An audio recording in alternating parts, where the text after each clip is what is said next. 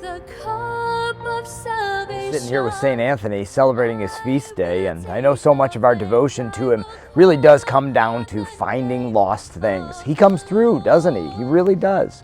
But his example for us really comes through his intercession in other ways. I know even here in the parish, like I think about really genuinely feeling like I was found to be the pastor here. I have that sense within me that I'm really supposed to be here. And other people too, in leadership roles, from staff to others as well. He's finding people to move us forward in this next season of life. And I think his example too goes back to his own time living in Portugal, in a time when it was going from Muslim rule to Christian rule, and he rode the edge of these two cultures, calling people from one way of life to another by preaching that was honed in Italy by when he was with the Franciscans. So, this ability to live between these two worlds, maybe be in the world and not of the world, as Jesus calls his disciples to be. He speaks, St. Anthony speaks eloquently, calling people out of one way and into another. And, that's really what our lives need to be about in this next season,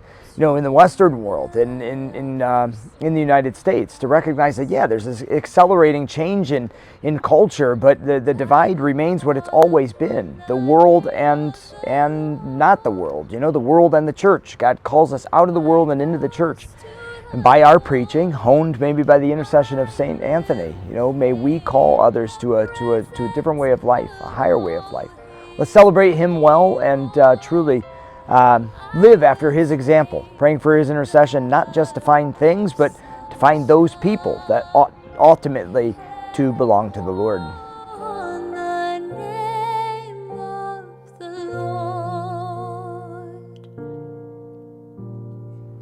I'm just sitting here preparing for the Feast of St. Anthony with himself. And could you tell us a little bit about yourself, St. Anthony?